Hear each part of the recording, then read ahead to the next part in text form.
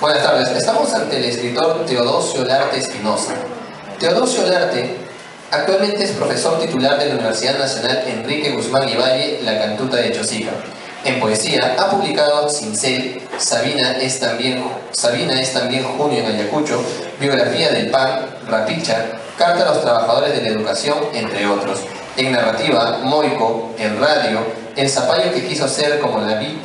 Tiene artículos sobre educación y literatura publicados en diversas revistas, y el día de hoy vamos a hablar de un libro interesante, de un libro que nos ha agradado a los muchachos que están aquí, sobre todo por las expectativas que tenían. Este libro se titula Cuentos de la GP. ¿Cómo estás, Teodosio? ¿Qué tal? Hola. Bueno, contento de participar con la inquietud de los jóvenes. Gracias a ti, Lenny. Esta participación significa bastante, porque yo soy profesor y los profesores tenemos en nuestras vidas algo que es muy importante, vivir siempre con los jóvenes, con las futuras generaciones. Estoy muy contento. Tú has vivido los años de la época dura del terrorismo. Tú incluso has enseñado en la Universidad de Huamanga años antes que se desatase lo que todos conocemos ya como esa guerra de tipo, entre comillas, popular que quería hacer Sendero Luminoso, el MRTA. ¿Es tal vez esas épocas que tú has vivido un punto importante para que muchos de tus textos narren el tema de la violencia? Sí, claro, porque lo que se conoce con el nombre de la época de violencia no es más que la guerra civil que ha vivido el Perú, que empezó en los años 80, pero esta guerra declarada por la organización política Sendero Luminoso, si bien es cierto, empieza en 1980, pero ha tenido unos prolegómenos tan interesantes que ha tenido que ver con la preparación de esta guerra. Durante muchos años, algo así como 15 años, esa organización que se decía ser el Partido Comunista del Perú se preparó ideológica y políticamente para incursionar en esta guerra, declarar la guerra al Estado peruano a favor de las clases pobres, especialmente obreros y campesinos, la clase media, y seguir consecuentemente el principio que había ya dejado como herencia José Carlos Mariátegui. Mariátegui lo que quería justamente ser una revolución socialista en el Perú, y había construido ya dos de los tres instrumentos muy importantes para esta guerra, que es el Partido Socialista, como le llamó Mariátegui.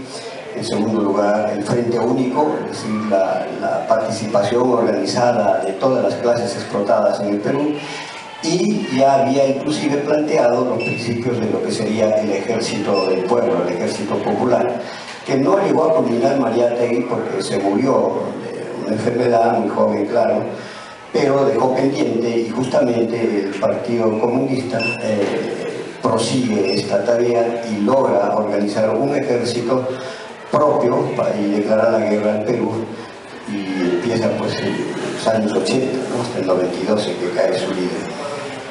El título Cuentos de la GP, es obvio que tú has tenido una clara intención aquí para jugar con la polisemia de este término GP.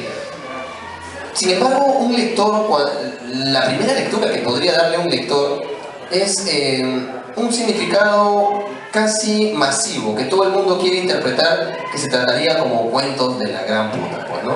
Pero para ti, ¿qué es lo que significa o qué quisiste dar a entender con este título? Bien, he tenido varias anécdotas a propósito de la presentación de este libro por el título mismo. Efectivamente, la intención mía ha sido plantear experiencias de la guerra civil, llamada Guerra Popular en el Perú, que no se han contado de la manera como debería ser. Escritores que han tratado este tema de la guerra civil en el Perú, muchos escritores, lo han tratado tangencialmente o tergiversadamente, o repitiendo los diarios que han publicado desde un punto de vista diría nada verídicos, antojadizos tal vez. Y yo he vivido también cuando era estudiante universitario, y aquí en Lima todos, como yo, hemos vivido esta guerra, y yo veía que no se hablaba como debería hablarse.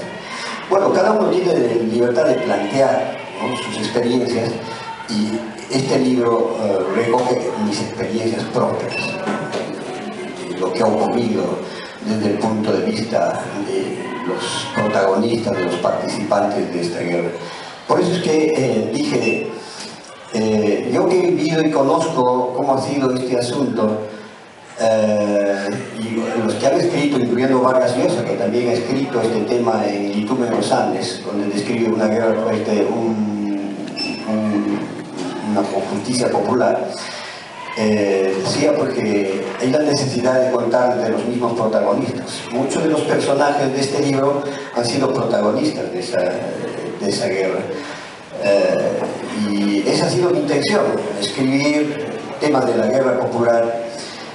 Y por supuesto la otra intención es que podría estar ligado a lo que el público podría recepcionar, sobre todo en Lima, con esta significación que es gran puta, ¿no?, que en el decir o en el uso de la lengua popular de cierto sector significa maravilloso, magnífico, no necesariamente es grosería, sino más bien significa estupendo, maravilloso, qué bacán, chévere, gran puta. Esas han sido las intenciones, pero en las anécdotas, como les decía, al presentar este libro en varios lugares, sobre todo en el interior del país, me he encontrado con otras significaciones que les han dado otros lectores y me ha encantado. Dos de ellas, porque en realidad son muchas, ¿no? Generación Perdida, Guamampoma, García Pérez, pero dos me han encantado. Uno de ellos que tiene que ver con el quechua, ¿no? Allá en Ayacucho, sobre todo en Ayacucho y Apurímac, y esta anécdota está sucediendo en Apurímac, un miembro del auditorio en una presentación dijo lo siguiente: bueno, a mí me parece que GP significa jefe, y el libro debe ser cuentos jefe. Quechua jefe, en el quechua, la palabra jefe o hippie es carga. Y en el interior del país se acostumbra a usar esta frase, el cuento jefe, o sea, el cargador de bultos, como se traduciría, ¿no? Pero en realidad el cuento jefe en quechua es el chismoso, que anda por aquí, por allá, llevando chismes.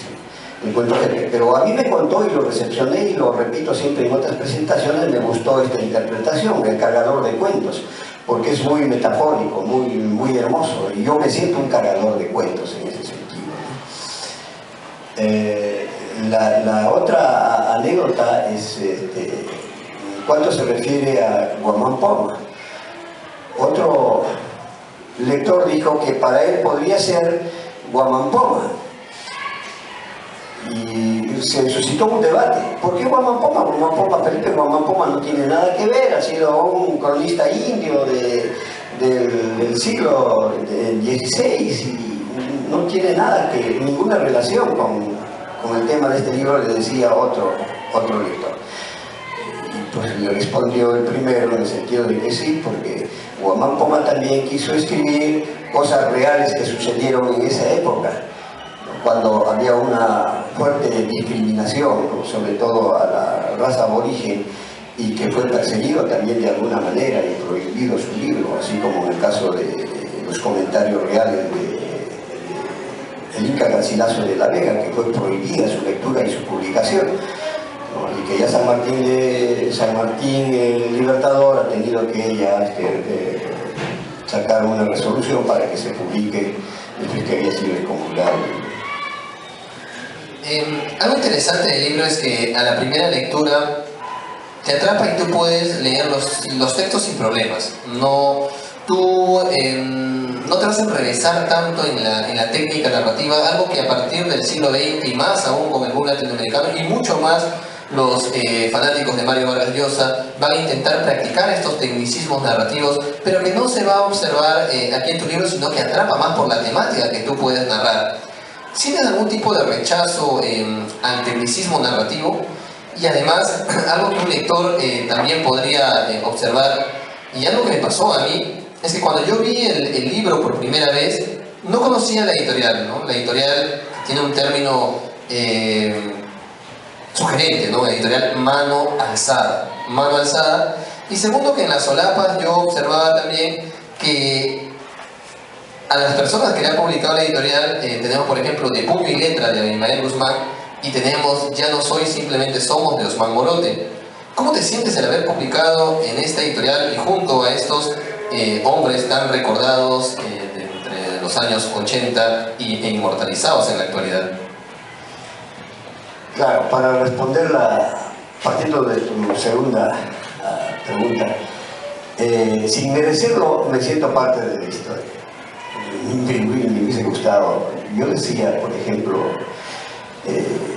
al publicar este libro, algunos me aconsejaron no hacerlo por esta editorial, porque la primera vez que yo participo de esta editorial, siempre he participado de otras editoriales, mis libros anteriores los he publicado por la editorial San Marcos o por la editorial Altazor. Yo no pensaba tampoco que podía publicar por esta editorial, pero después me di cuenta y dije también, qué interesante. Por entonces estaba debatiendo la ley la ley del negacionismo, que persigue a los intelectuales y a toda persona que quiera hablar o contradecir al gobierno, ¿no? Sobre temas políticos, etc. Y yo decía, bueno, si yo publico este libro con este título y pueda ser la primera víctima de esta abominable ley del negacionismo, decía, caramba, me volveré importante porque yo no soy un escritor tan importante como otros. Dije, me podría interesar, y al estar al lado de personalidades, de autores que son parte ya de la historia y que en el futuro se tendrá que estar en los libros de historia, tal como un tiempo Túpac Amaru fue sacado de los libros, nunca se enseñó en los libros la acción de Túpac Amaru hasta los años 60 más o menos. Ya inclusive Antonio Cisneros en uno de sus poemas decía, ¿no?, que se habla de otras cosas en la historia menos de Túpac Amaru, y efectivamente los textos de la historia de apenas un cuarto de página o media página se hablaba de Túpac Amaru, y bueno, ahora después tuvo que hablar mucho de Túpac Amaru, como que hasta ahora se me recuerda bastante bien. Y yo decía pues que participar de esta parte de la historia, en la guerra civil, me va a interesar bastante, ¿no? Y me sentí contento, aunque muchos me dijeron que no lo haga, que tenga mucho cuidado, pero ¿de qué tendría que tener cuidado? Porque yo no he hecho nada malo, no doy motivos absolutamente a nadie como para que pueda causar disturbios, ¿no? Y más bien estoy muy contento de participar con estas personalidades en una editorial tan interesante como es esta editorial Mano Alzada, que es coherente prácticamente con el tema del libro, ¿no? ¿Cuál era la primera pregunta? ¿Estás alejado del tecnicismo narrativo? Bueno, cuando yo escribí este libro, porque no es el único libro que he publicado, lo que me ha interesado es narrar con la posibilidad de que lean más y no menos. No tengo interés de que los periódicos hablen de mí, no tengo interés de ganarme un premio de literatura, no tengo interés de que un crítico de literatura diga algo sobre este libro, sobre mí. El único interés que tengo es de sacar afuera todo lo que siento dentro de mí, mis experiencias, las situaciones vividas como niño, como joven, como universitario, como ciudadano, como trabajador de este país, y que lean todo lo demás. Por supuesto que no se trata tampoco de escribir por publicar. de cualquier manera. Siempre me he preocupado por encontrar algunos aspectos de las técnicas literarias que podrían ayudar al lector a vivir la lectura. Porque la literatura no es simplemente un acto de repetir el argumento y reconocer los personajes, es sobre todo vivir la literatura para educar la sensibilidad, y educando la sensibilidad lograr ese objetivo fundamental de todo educando, ¿no? Y que es preocupación de todo educador. ¿Cuál es? El principio de la formación integral. La formación integral permitirá que los jóvenes de hoy en el futuro sean hombres responsables, seguros, afirmativos, creativos y transformadores.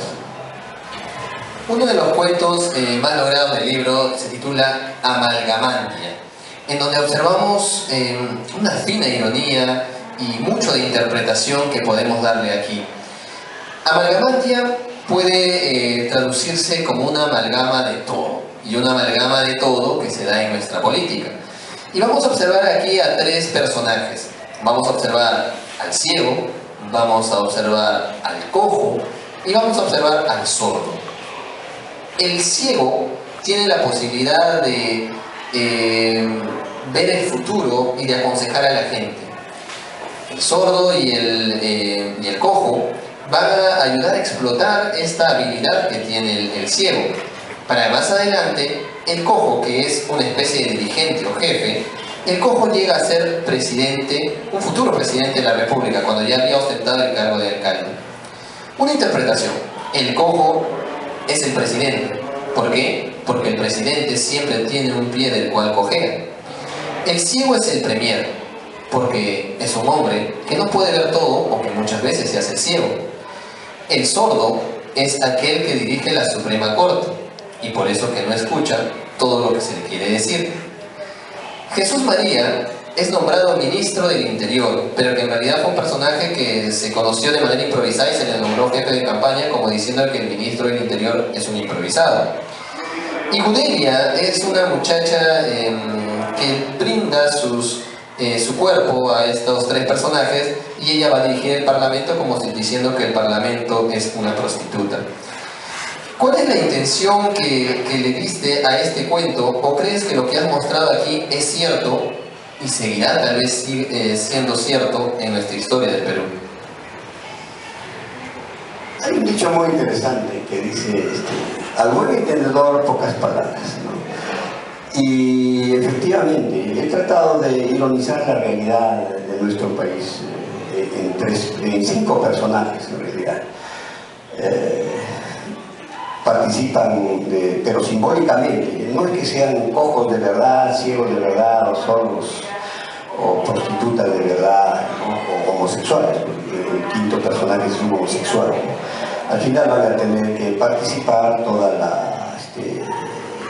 la política nacional y los destinos de un país, como es amalgamante. En el caso por concreto de los homosexuales, por ejemplo, ¿no?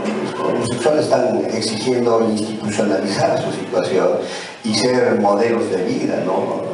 Para destruir, institucionalizar una, ya no inmoral, sino una amoralidad, ¿no? Y esto se trata de oficializar en los cargos públicos inclusive. Y eso lo vemos todos los días en los periódicos, en la televisión. Antes no existía esto, ¿no? Pero ahora pululan por todos sitios. Los homosexuales tienen cargos públicos importantes, y no porque tengamos que ser homofóbicos o discriminar a esa opción sexual. Lo que pasa es que no podemos institucionalizarlos como modelos. Pueden tener libertad de vida y pueden tener su opción sexual, pero de ahí a institucionalizarlos para que, por ejemplo, ¿no? puedan ser instituciones familiares para que hagan de papá y mamá y los niños crezcan viendo a su papá hombre y a su mamá hombre, ¿no? Eso destruye, me parece, ¿no? la sensibilidad del ser humano y destruye también la condición humana. Y para culminar, Teodosio, dos de los cuentos que llaman la atención también de este libro son El Rayo y el Moico, en donde vamos a observar que no necesariamente lo que mucha gente cree que fue el terrorista, quien solamente causó muerte, destrucción y abuso, es el único culpable, sino que también encontramos aquí al militar, aquel que nosotros creíamos que debía protegernos, que en este caso va a ser un abusador y también un asesino. ¿Cuál es tu idea acerca de aquellos militares que cometieron abusos en la época de entre la década del 80 y el 90 y crees tú que también merecen un castigo? Antes de responder tu pregunta, quería explicar lo siguiente. Más o menos el año 1988 yo llegué a ser director de un colegio de adultos, de fila nocturna. Y allí tuve la oportunidad de tener estudiantes que por la guerra habían sido arrojados, es decir, participaron de la migración, llegaron a Lima y se pusieron a estudiar la nocturna. Y ellos han vivido en carne propia lo que ha sido la guerra en el interior. Y como yo soy ayacuchano, y mucha gente de Ayacucho, Apurímac y Huancavelica llegaban a ese colegio y empezaban a contar historias muy interesantes. El radio, por ejemplo, es producto de la conversación que hace una alumna y que me cuenta cómo es que la policía no incursionaba en los hogares y en las instituciones también para hacer abuso y medio. Lo que yo hice es recoger esas historias, como en el caso del radio, y darle la forma literaria. Y yo creo, además de vivir en otras circunstancias, yo creo que sí han habido excesos en ambos lados también, lo que no se cuenta precisamente de parte de los militares y la policía. Se han habido muchos excesos, de eso tenemos muchas pruebas, en las cosas comunes, etc. Y yo como profesor que fui en la Universidad de Huamanga y también en la Cantuta, donde justamente en plena guerra asesinaron a 9 estudiantes y un profesor, conozco perfectamente lo que ha ocurrido y lo que no se cuenta, lo que los escritores no quieren tocar. Por esa razón es que me puse a escribir estos temas y vi excesos. Pero la guerra es así, pues. Esta ha sido efectivamente una guerra, no ha sido la incursión de unos cuantos locos, como se dice, delincuentes que han empezado a causar disturbios en esos años. No es así, porque ni los locos ni los delincuentes pueden declararle la guerra a 3 gobiernos, porque esta guerra ha durado durante los 3 periodos gubernamentales de 3 presidentes, ¿no? Los senderistas declararon la guerra y guerrearon contra el Estado que dirigió Belaúnde Terry, contra el Estado que dirigió Alan García y contra el Estado que dirigió Fujimori. Son 3 presidentes, duró 12 años. En los años 60 hubo también guerrillas en el Perú, 3 movimientos guerrilleros, pero no duraron ni siquiera un año, fueron rápidamente aniquilados, pero esta vez duró 12 años porque la organización que tuvieron los subversivos fue tan grande, ¿no?, y tan bien preparada que tuvo pues esta participación de un interesante sector del pueblo. Yo te agradezco mucho, Teodosio. ¿Tú crees, para ya cerrar esto, tú crees que este público joven que no conoce mucho de lo que nosotros hablamos, o que muchas veces ve como una ficción todo lo que se le narra acerca de las muertes, acerca de esas comisarías que volaban, acerca de esos paros armados, ¿tú crees que estamos condenados tal vez por nuestra falta de memoria a repetir la historia? ¿O tú crees que tal vez estamos aprendiendo de nuestros errores y que en la actualidad esta juventud va a traernos un mejor futuro? Debemos aprender de nuestra historia. Creo que es una obligación. Creo que la juventud de ahora tiene la obligación de informarse bien y tener una opinión propia, pero no parcializada. Creo que la verdadera lectura de nuestra historia es aquella que se lee sin ningún apasionamiento, de tal manera que se pueda evaluar y se pueda sacar lecciones. Yo estoy viendo que la juventud de hoy, no solamente los de educación básica, la secundaria de los últimos años, sino también la universitaria, sobre todo la universitaria, está empezando a interesarse por conocer esa historia entre los años 80 y 90, ¿no? Y se están informando tan bien que no quisieran repetir, pero para no repetir justamente los desmanes o los excesos se necesita una organización especial que permita sobre todo a que todos los peruanos, en este caso en nuestro país, ¿no?, que somos una sola familia, podamos, sacando lecciones de esa situación, participar de una amnistía general, ¿no?, una amnistía nacional, donde se pueda olvidar todas estas contrapolaciones, contradicciones de muerte, y podamos encaminarnos hacia un destino superior donde todos, tanto vencedores como vencidos, ¿no?, podamos hacer un balance que nos permita no caer en excesos y hacer de este país tan rico, tan bello que es el Perú, un país próspero, donde su economía sea propia para nosotros y no permitamos que otros, ¿no?, la exploten en desmedro de los propios peruanos. Yo te agradezco muchísimo esta charla y los invitamos entonces a leer cuentos de la GP y tal vez a darnos las opiniones que los lectores tengan a través de tu página de Facebook o a través de cualquier medio social. Esperamos entonces a cada uno de ustedes que pueda entrar en este libro, que pueda entender lo que Teodosio nos ha querido decir, y espero que sigas teniendo esta acogida que ahora tienes, Teodosio. Muchísimas gracias, Teodosio Olarte Espinosa y los cuentos de la GP.